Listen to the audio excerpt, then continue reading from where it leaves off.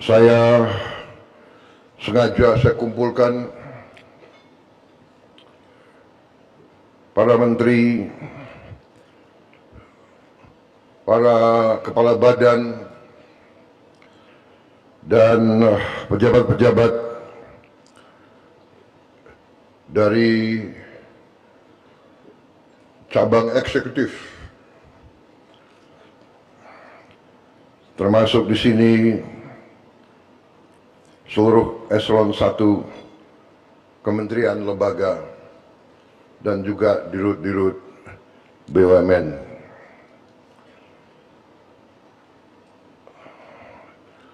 Maksud dan tujuan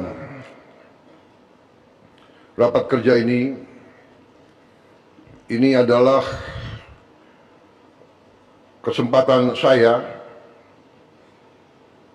menyampaikan arahan-arahan di bisa dikatakan tahap 1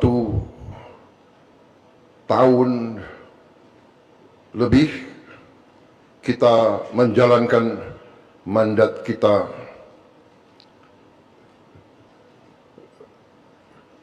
sebagai mandataris rakyat kita sejak Oktober 2024.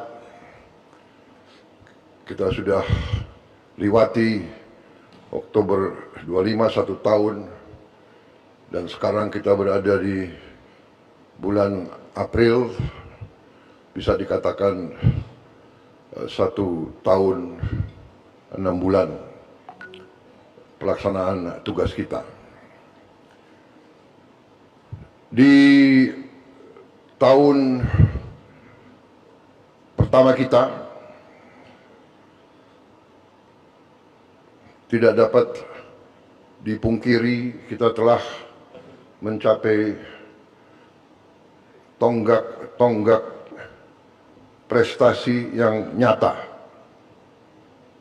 Prestasi yang nyata.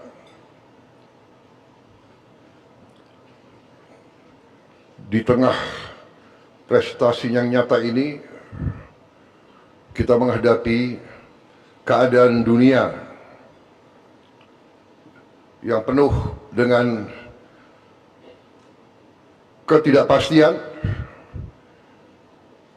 dengan penuh konflik, peperangan di mana-mana yang telah mengakibatkan goncangan-goncangan stabilitas dunia.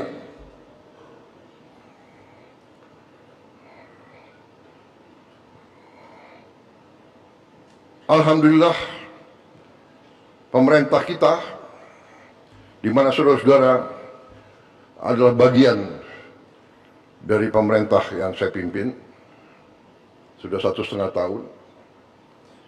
Alhamdulillah, kita dapat mengendalikan arah perkembangan, arah bernegara bangsa kita. Kita dapat navigasi melalui hal-hal yang berbahaya, tapi 1,5 tahun ini alhamdulillah kita telah membuktikan bahwa pemerintah kita efektif, pemerintah kita handal, dan pemerintah kita dapat melaksanakan tugas bernegara dengan benar dan baik. Hal-hal ini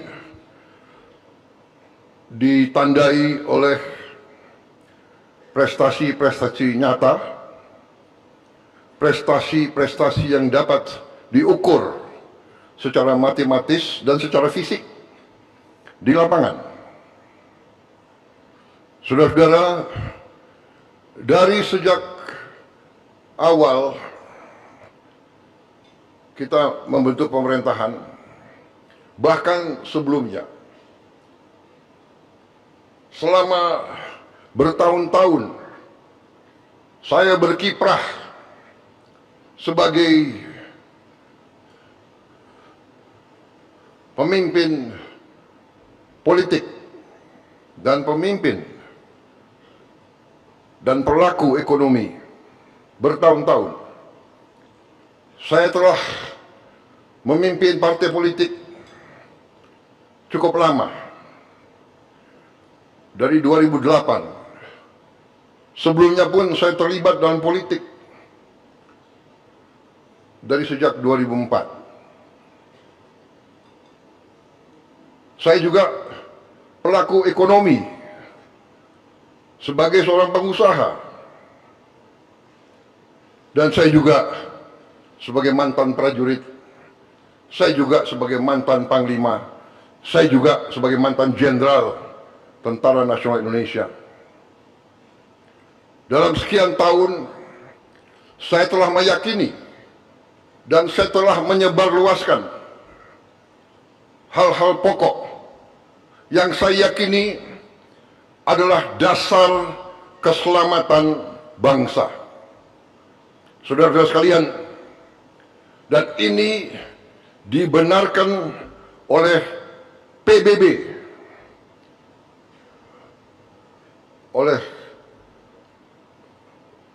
United Nations membenarkan ini dalam SDG yang mereka umumkan, Sustainable Development Goal, di mana berapa tahun yang lalu PBB sudah meramalkan bahwa krisis dunia, krisis yang akan melandai seluruh dunia adalah 3 hal, yaitu krisis pangan, krisis energi, dan krisis air. Food, energy, and water ini sudah dicanangkan oleh PBB, dan ini sudah saya perjuangkan di mana-mana bertahun-tahun, belasan tahun, dan saya buktikan bahwa saya, kalau tidak salah, apa sudah dibagikan atau belum kepada semua pejabat yang hadir sini, buku-buku saya selama berapa dasawarsa ini. Ini sebagai bukti bahwa sekian puluh tahun pun saya sudah cantumkan hitam di atas putih, hitam di atas putih, bahwa masalah dasar bagi negara adalah 3 hal itu: pangan, energi, air. Alhamdulillah, negara kita masalah air tidak sebenarnya menjadi masalah. Masalahnya kadang-kadang kita kelebihan air. Kita ketawa kelebihan air. Ini karunia. 1 hari air turun di Bogor, 1 hari air turun di Bogor sama dengan 1 tahun air turun di Australia Barat. 1 hari air turun di Bogor sama dengan 1 tahun air turun di Australia Barat. Demikian berkah yang kita terima dari Yang Maha Kuasa. Ya, di bagian-bagian tertentu negara kita, Indonesia Timur, pulau-pulau tertentu masih ada kesulitan air.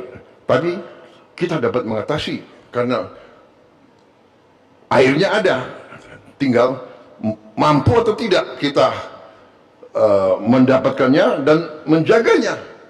Karena kadang-kadang kita sendiri yang tidak dapat menjaga alam kita. Hutan kita babat, hutan, pohon-pohon di gunung kita babat. Akhirnya air tidak dapat ditahan, terjadi kekeringan. Tapi hal-hal ini dapat kita atasi. Ada negara-negara yang kaya dengan minyak dan gas, tidak punya air.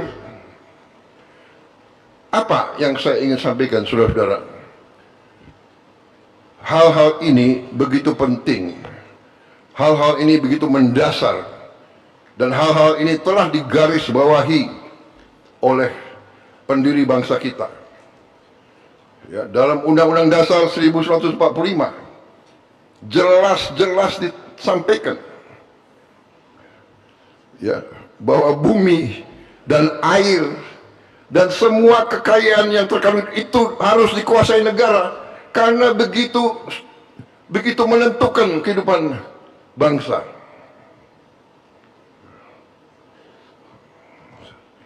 Jadi saudara-saudara, apa yang kita alami sekarang, krisis yang terjadi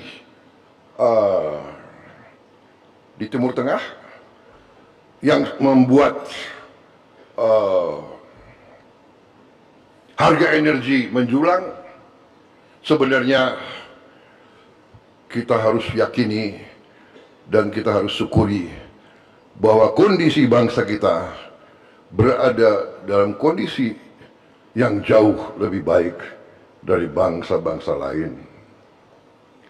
Saya telah mempelajari data-data, angka-angka, dan dalam kesempatan hari ini saya kira ada kesempatan yang baik di mana saya setelah saya mempelajari angka-angka, dapat laporan dari menteri-menteri saya, ternyata kondisi kita cukup aman.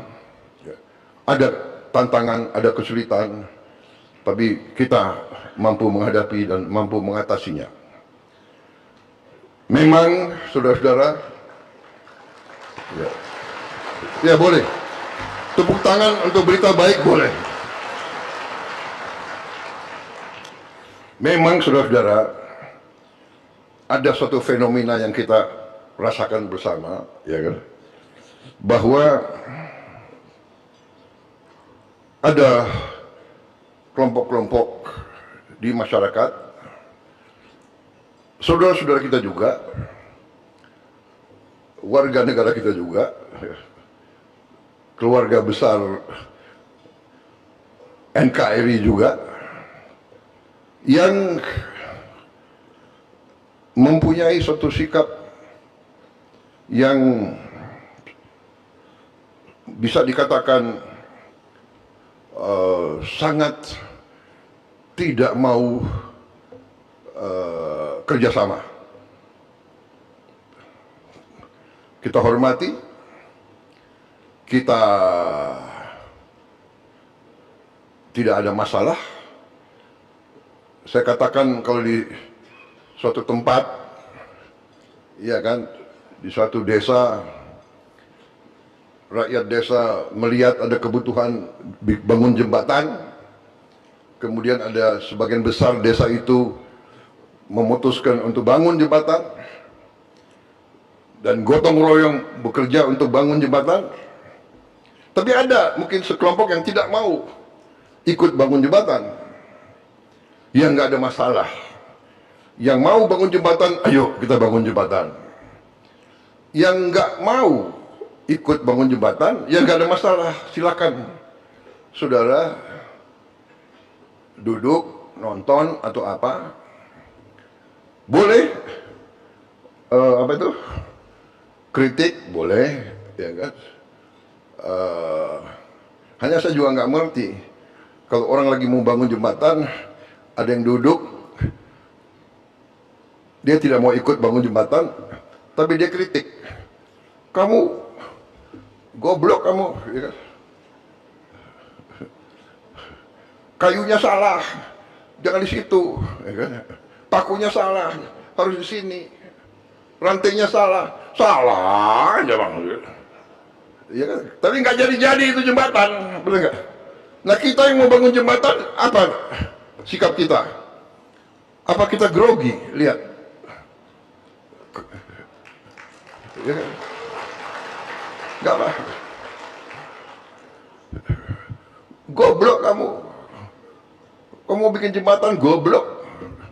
Ya, saya goblok, tapi rakyat ini desa minta jembatan, saya bangun jembatan untuk rakyat kita. Jadi saudara-saudara, ini fenomena, tapi ini ada di banyak negara. Tapi ini nanti akan saya jelaskan. Fenomena ini memang bukan 1-2 tahun, sudah ratusan tahun. Bahwa waktu kita diganggu, dijajah bangsa asing, selalu ada saudara-saudara kita dari bangsa kita sendiri yang juga mempermudah bangsa asing itu menjajah kita, merampok kekayaan kita, membuat kita budak. Itu saudara kita juga. Jadi ini bukan fenomena baru. Ini biasa. Bibit-bibit dengki, iri, syirik itu bagian dari manusia. Ya. Kebencian, dendam, sakit hati, ini bagian, dan memang ada itu ada. Jadi kita tidak boleh istilahnya kaget. Ya kan? Yang sekarang jadi masalah sedikit adalah teknologi.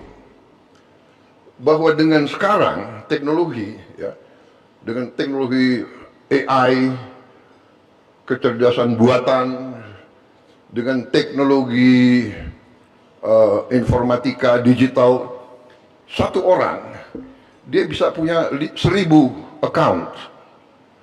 Dia bisa beli alat-alat tidak terlalu mahal, yang dari 1000 ini bisa diperbanyak lagi, seolah-olah. Jadi saudara-saudara, yang agak repot, mungkin 100 orang, 200 orang, mungkin 1000 orang, mungkin 5000 orang bisa bikin heboh.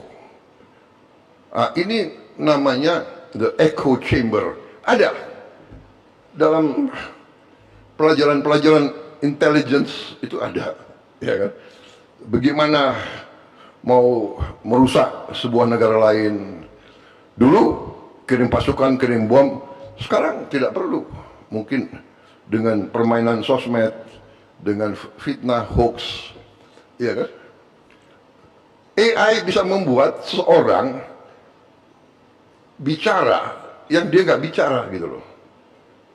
Saya sering itu, saya ini suara saya jelek, saya nggak bisa nyanyi. Ada di YouTube, Prabowo nyanyi, suaranya bagus banget. Saya ada kaget, saya bilang, oh, boleh juga nih. Kalau menguntungkan boleh, tapi kalau nggak menguntungkan bagaimana?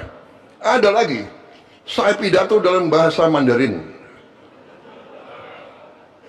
Iya kan? Ada lagi, saya pidato dalam bahasa Arab. Luar biasa. Karena waktu itu kampanye, saya kira kalau di daerah-daerah tapal kuda, ini mungkin menguntungkan. Jadi saya diam juga. Akhirnya, kalau menguntungkan kita diam, ya kan? Enggak, ini saya mau sampaikan. Ini masalah bagi kita, ya. Kita waspada, ya, nanti kita terima koreksi-koreksi itu. Kalau kita difitnah, kalau kita dihujat, anggaplah itu sebagai apa? Sebagai peringatan supaya kita waspada, ya kan? Prabowo bodoh, oh, wah, saya harus waspada. Kalau saya bodoh, artinya saya harus kumpulin orang-orang pintar untuk bantu saya, kan begitu? Prabowo, yang terakhir itu Prabowo apa?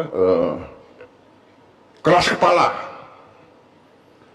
Kalau saya dibilang keras kepala, ya, saya harus terima itu sebagai, ya kan? Oh, saya coba pegang kepala saya ini keras enggak? Atau apa begitu ya? Oh, saya harus. Kadang-kadang keras kepala dalam suatu pekerjaan dibutuhkan. Sekarang orang mengatakan, ya, rakyat Iran keras kepala, pejuang-pejuang Iran keras kepala, bolak-balik diancam, bolak-balik mau dihabisin, ya, terakhir apa itu? Tapi dia tidak. Saya tidak ikut politik dalam negeri orang lain. Tapi bagi sebuah bangsa, Kadang-kadang keras kepala butuh. Dulu bapak-bapak pendiri bangsa kita keras kepala. Lebih baik mati daripada dijajah kembali. Keras kepala. Tidak mau kita dijajah kembali. Keras kepala. Pemimpin-pemimpin kita keras kepala. Ya. Merah putih, harga mati. Nggak ada itu urusan. Jadi saudara-saudara, kita sikapi dengan ketenangan, kita sikapi dengan kearifan, ya. Tetapi prinsip-prinsip kita pegang teguh, yaitu prinsip-prinsip bernegara harus kita pegang teguh. Tidak ada negara tanpa hukum, tidak ada negara tanpa undang-undang dasar, tanpa konstitusi, tanpa undang-undang dasar tidak ada negara. Yang ada adalah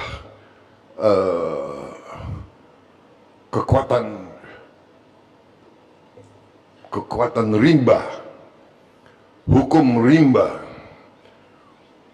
hukum senjata, dan rakyat kita tidak menghendaki itu. Semua unsur yang bertanggung jawab, yang arif, harus bekerja keras, harus berjuang untuk menegakkan hukum konstitusi, hukum berdasarkan kesepakatan, hukum berdasarkan konsensus. Konsensus itu adalah kesepakatan. Kesepakatan kita yang besar, kesepakatan kita yang cemerlang adalah dua kali dalam sejarah,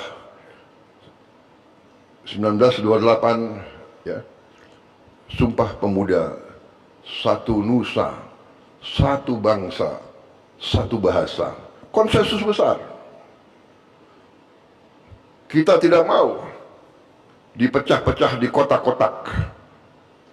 Yong Yafa, Yong Ambon, kita satu bangsa, bangsa Indonesia.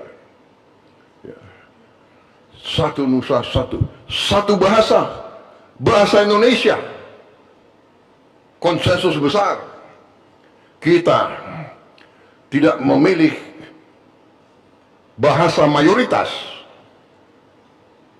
Kalau prinsip demokrasi di mana-mana dikatakan rule of the majority, bisa saja dulu bangsa Jawa atau suku Jawa yang paling banyak, oh saya mayoritas, kami ngotot, kami mau bahasa Jawa jadi bahasa kebangsaan. Pemimpin-pemimpin kita begitu arif. Bung Karno, orang Jawa, tidak. Pemimpin Profesor Supomo, orang Jawa, tidak. Ya, tokoh-tokoh kita dulu begitu besar pemikirannya. Kita pilih bahasa sebuah suku yang sangat kecil di Sumatera, ya, dari Riau, daerah situlah, bahasa Melayu jadi bahasa kebangsaan. Dan rakyat mayoritas menerima. Kita sekarang punya bahasa persatuan. Dari Sabang sampai Merauke, di mana-mana berbahasa Indonesia. Dan bahasa Indonesia pun sekarang sudah diterima di PBB. Kalau tidak salah tahun lalu, bahasa kita sudah resmi menjadi bahasa yang diakui PBB sebagai bahasa UNESCO.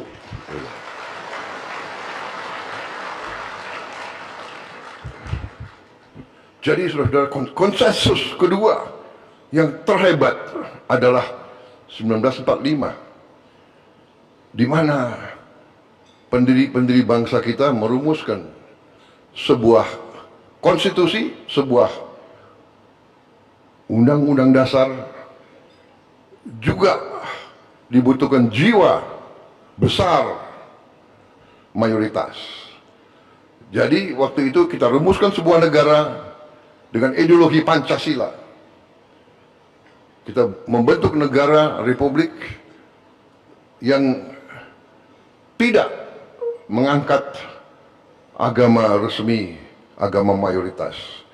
Mengakui semua agama sebagai agama yang dihormati. Di situ kehebatan Pancasila. Jadi saudara-saudara, kondisi seperti ini kita selalu berpegang teguh kepada konsensus-konsensus besar. Kita telah memilih bernegara secara demokrasi. Demokrasi, kedaulatan di tangan rakyat. Tidak ada masalah. Kalau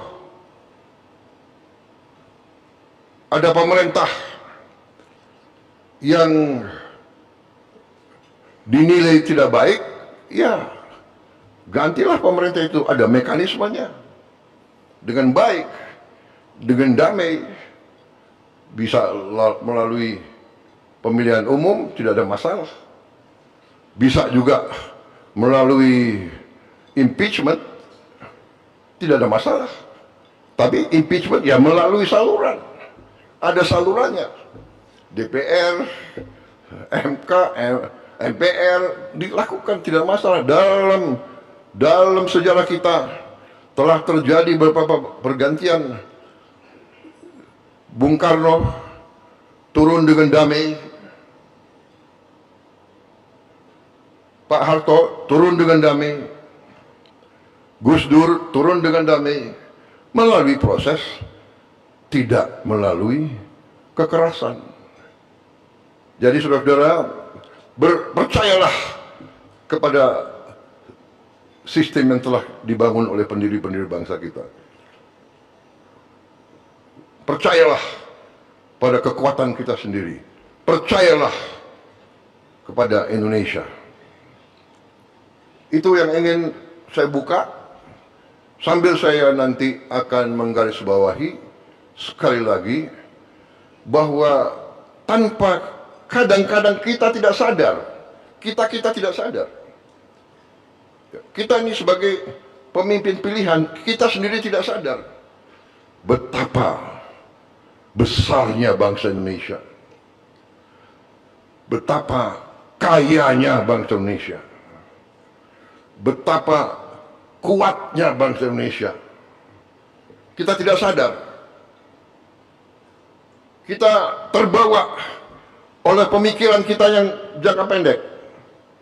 Kita terbawa oleh ambisi dan ego kita masing-masing. Saya ingin ini, saya ingin itu, saya ingin ini, saya, kami, kita, aku harus. Kita tidak sadar. Justru ratusan tahun ego, ambisi ini digunakan oleh kekuatan asing. Itu namanya divida et impera. Ini bukan hal baru. Ini ada di buku-buku sejarah ribuan tahun, saudara-saudara. Ribuan tahun. Sejarah Tiongkok. Perang antara kerajaan-kerajaan ratusan tahun. Eropa, perang ratusan tahun. Timur Tengah, belajarlah sejarah, saudara-saudara sekalian. Kalau kita belajar sejarah, kita paham. Kita tidak mengerti, saudara-saudara, sekarang, ya, perang di Timur Tengah itu membuktikan satu selat Hormuz itu menentukan hidupnya banyak bangsa, menentukan harga minyak. Satu selat 33 mile, berapa itu? 60 kilo.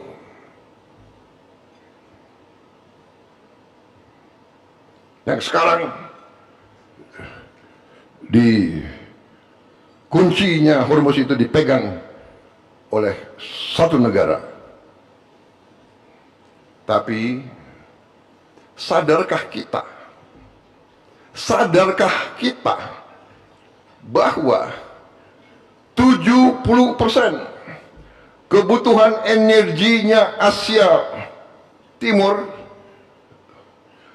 70% energi dan 70% perdagangan lewat laut Indonesia. Sadarkah kita bahwa Selat Melaka, Selat Sunda, Selat Makassar dan sebagainya itu laut Indonesia? Sadarkah kita betapa pentingnya Indonesia? Sadarkah kita betapa kuncinya Indonesia? 70% energi Korea, Jepang, Taiwan, Tiongkok, Filipina. Jadi saudara-saudara, kita harus mengerti bahwa kita selalu jadi perhatian dunia. Baik